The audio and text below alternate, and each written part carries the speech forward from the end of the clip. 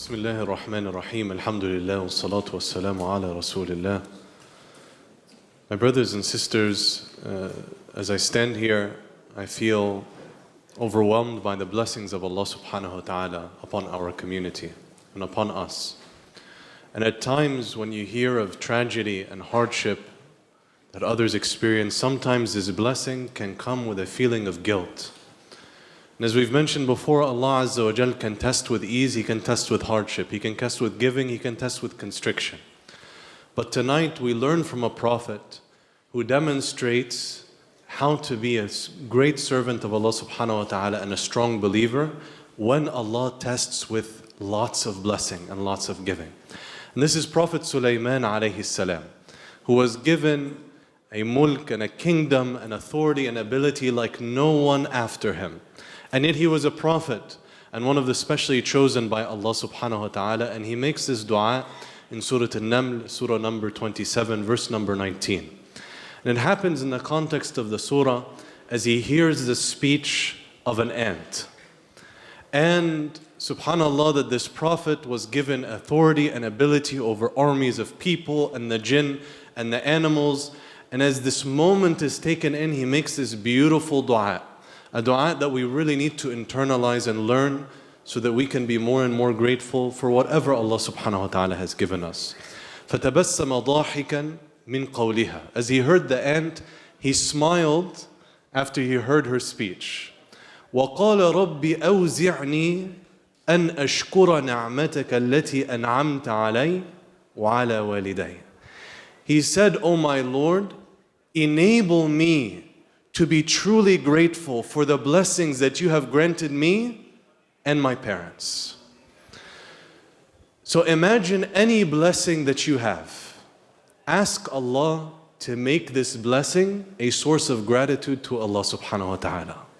Allah granted you children and He kept it from others. Ask Allah to make these children a means that you seek to educate them, make them good Muslims, and then it's a source of gratitude towards Allah. And وَلَئِن شَكَرْتُمْ لَأَزِيدَنَّكُمْ. When you are grateful, Allah increases us. Allah gives you the blessing of Iman. Ask Allah to make us grateful for this blessing with firmness and thabat and action on it. I remember a brother who was given, mashallah, lots and lots of money. And he would make this dua regularly so that with the money and wealth he would be given, he would also be unprecedented in giving and good works, sponsored so many good projects with the blessings that Allah subhanahu wa ta'ala gave him. Rabbi awzi'anee an ashkura ni'amataka allateeanAAamta alayya waAAala walidayya. And upon my parents. Because also when a person is grateful for their blessing, they become a blessing to those around them. The believer is a comfort and rahmah to those they touch, and none more than their own family. So the righteous child is a blessing for his parents, and the righteous parents are blessings for their children. So he extended this dua for the blessings upon not only him, but his household and family also. وَأَنْ أَعْمَلَ salihantardahu. And that you would allow me to do good deeds that you would be pleased with. Remember, we mentioned that the person that traverses the path of Iman and does more and more good, it becomes easier to do more and draw closer to Allah subhanahu wa ta'ala. So Prophet Sulaiman wanted to link from the blessings that he was given to future blessings of more good deeds.